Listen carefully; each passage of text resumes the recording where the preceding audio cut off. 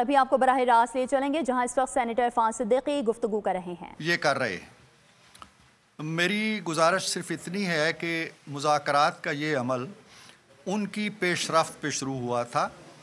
5 दिसंबर को एक कमेटी उन्होंने कायम की थी और ख़ुद ख्वाहिश की थी कि हम बातचीत करना चाहते हैं। हो चुकी थी, फतूहात की बड़ी कोशिशें हो चुकी थी, 9 मई हो चुका था और फिर फाइनल कॉल भी हो चुकी थी और 24 या 25 या 26 नवंबर भी हो चुका था।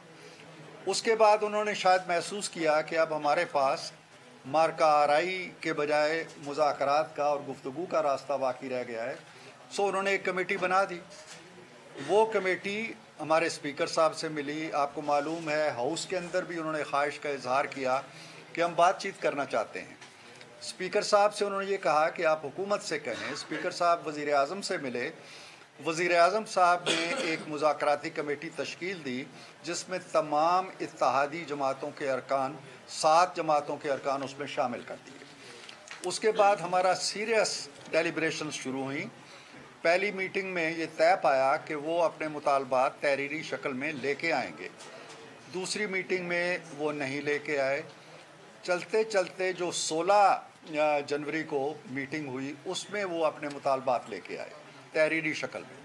गोया 5 दिसंबर से लेके 16 जनवरी तक अगर आप गिने तो इसमें 6 हफ्ते लगे उनको, 42 डेज़ लगे उनको अपने मुतालबात लाने में।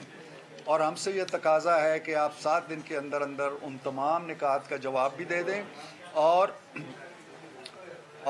उसमें जो कुछ भी हमने कहा है उसका पॉजिटिव और मुस्बत जवाब दें। और जुडिशल कमीशन हमारी शराइत के मुताबिक जिन जजों के बारे में हमने कहा है उनको उसमें डाल के और हमारे मुतालबात को, हमारे TORs को उसमें डालें। अब हमने उन मुतालबात को ले लिया, बड़ी संजीदगी से ले लिया। हमारी कमेटी उन्हीं 7 जमातों की फिर बैठ गई। हमने डेलिब्रेशंस की, मुज़ाकरात आपस में किए, संजीदगी से किए। परसों भी 2 घंटे बैठे, आज भी 2 घंटे बैठे, हमारा कल भी बैठना तय था। लेकिन आज जो उन्होंने कहा है वो मेरे लिए बड़ा अफसोसनाक है। मैं सिर्फ ये कह सकता हूँ कि जिस जमात ने जो हमसे हाथ मिलाना नहीं चाहती थी, जो समझती थी कि ये चोर हैं, ये डाकू हैं, इनके करीब नहीं जाना, इनसे हाथ नहीं मिलाना, वो हमसे हाथ मिलाने पे राज़ी हो गए। और राज़ी होने के बाद मुझे नहीं समझ आती कि इन 7 दिनों के अंदर ऐसी क्या चीज़ हुई है। ये मैं आपको वाज़े कर दूं, मेरे पास ये उस दिन का एलामिया मौजूद है जिसमें हमने ये वाज़े तौर पे लिखा था और इस पर ख़ासी बहस हुई थी। हमने कहा था कि दोनों कमेटियों के दरमियान तय पाया कि हुकूमती कमेटी 7 वर्किंग दिनों के अंदर अंदर अपोजिशन के मुतालबात पर अपना बाज़ाब्ता तहरीरी मौक़िफ़ देगी। ये एग्रीड एक राय थी या बयानिया था। अब हमारे ख्याल के मुताबिक वो 7 वर्किंग डेज़ जो हैं वो पूरे होते हैं 28 तारीख को, और हम 28 की डेडलाइन को मीट करने के लिए अब भी बड़ी तंदही से काम कर रहे हैं। लेकिन मुझे कोई लफ्ज़ मिल नहीं रहे सिवाय इस शेर के कि उनको आने की भी बेताबी थी और जाने की भी जल्दी है बहुत। वो जिस बेताबी से आए थे उसी बेताबी से जा रहे हैं वापस। हम उन्हें कहते हैं कि अभी ना जाएं, कुछ दिन ठहर जाएं, मौसम खुशगवार होने दें, सप्लाएँ। हम तमाम इनके मुतालबात के बारे में अपने अपने मौक़िफ़ लेके आएंगे। 7 पार्टियां जब मुत्तफ़िक हो जाएंगी, जो कि आलमोस्ट एक राय हमारी आलमोस्ट बन चुकी है, तो इसके बावजूद उनका मुझे नहीं समझ कि जो चीज़ आज 23 तारीख को होना नागुज़ीर है, ज़रूरी है, इतनी ज़रूरी है कि वो जिस मुज़ाकराती अमल के लिए बड़े बेताब थे उसको भी भाड़ में झोंकने के लिए तैयार हैं। सिर्फ 5 दिन मज़ीद इंतज़ार नहीं कर सकते। मुझे इसकी लॉजिक समझ नहीं आई। हम समझते हैं कि उन्हें अब भी रिकन्सिडर करना चाहिए अगर उनके इख्तियार में है। अगर वो अपनी पार्टी के बानी की राय से हट के अपनी एक राय बना सकते हैं, अली गौहर साहब और हमारी कमेटी के उमर अयूब साहब जो उसके चेयरमैन हैं, सरबराह हैं, या दूसरे लीडर या कमेटी के अरकान, तो हमारी अपील होगी कि वो इस पे ज़रूर गौर करें और इस अमल को न छोड़ें। सियासत में जो मुज़ाकरात होते हैं ये जमहूरी अमल का हिस्सा होते हैं। अगर आपकी सियासी जमहूरी रवैयों के अंदर रहने और मुज़ाकरात करने की एक्सपर्टी नहीं है, किसी और चीज़ की एक्सपर्टी है, तो भी आप मुज़ाकरात की तरफ आएँ। तमाम तर मार्कों के बावजूद हमने बड़े सब्र व तहम्मुल से इसको आगे बढ़ाया। आपने देखा है कि खान साहब की तरफ से सिविल नाफरमानी की कॉल चल रही है।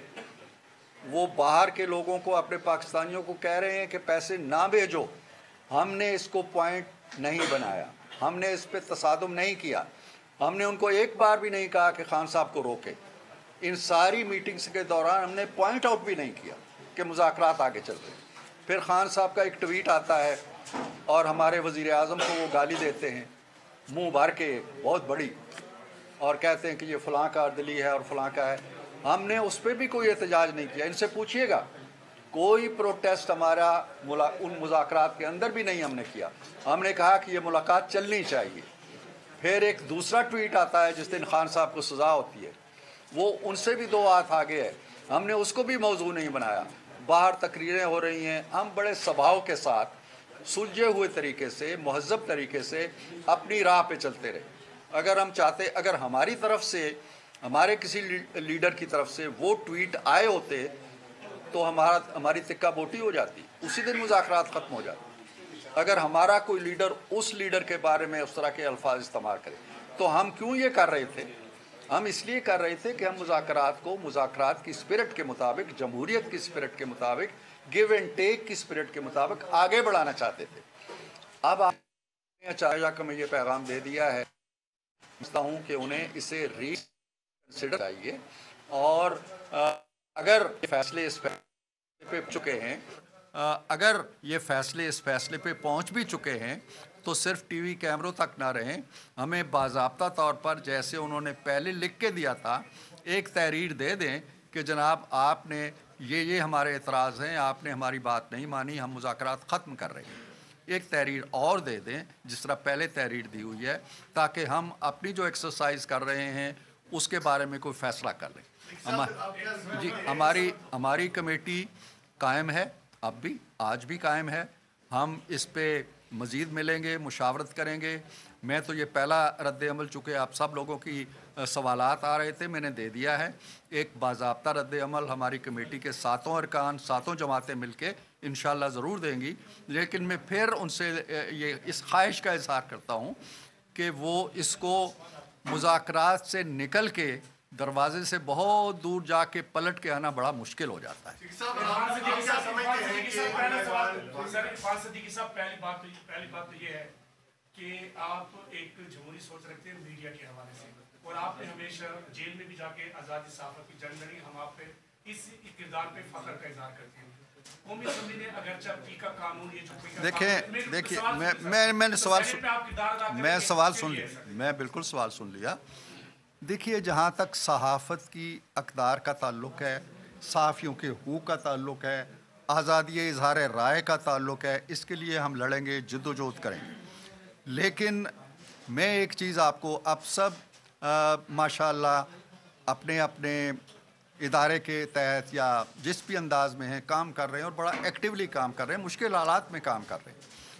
आप जानते हैं कि अगर क्रिकेट के जो खिलाड़ी हैं वो एक आदाब के तहत खेलते हैं। एक क्रिकेट का मैदान है, विकेटें लगी हैं, बॉलिंग है, पिच इतनी होनी चाहिए, चौका ये होता है, छक्का ये होता है, एक गेम है। अगर कोई एक फ्रीक गुली डंडा खेलने लगता है और वो कहता है जी कि ये गुली डंडा भी, इसको भी क्रिकेट तस्लीम करो, तो ये आपके हुकूक पे डाका डालता है, ये आपके हुकूक पे डाका डालता है। एक सेकंड, बात पूरी होने दे। जो जिस तरह के वीलॉगर्स हैं या जो भी हैं, वो सहाफ़त का अगर रंग अपने ऊपर तारी करके वो कुछ करते हैं जो सहाफ़ी नहीं करते, जो आप लोग नहीं करते, वो आपका हक सबसे पहले मारते हैं, हुकूमत के लिए बाद में ख़तरा खड़ा करते हैं। आपको इस सफ़ में सबसे आगे आना चाहिए। मैं ख़ुद उसका विक्टिम हूँ। मेरे जाली कालम छपते हैं और मैं कुछ नहीं कर पाता, ना FIA कुछ कर पाता है। सो इस पे हम अलग से बात करेंगे।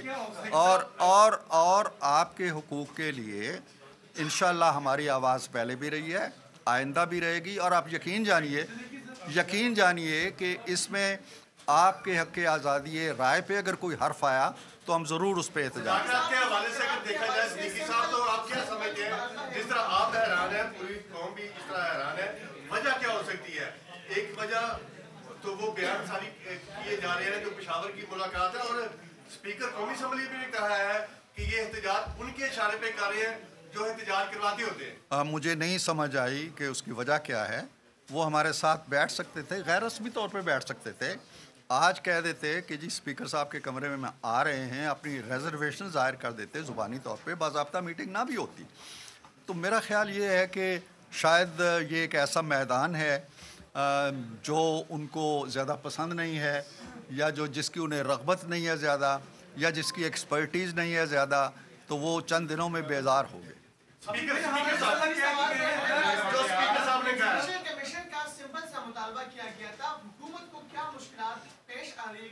कोई मुश्किलात नहीं।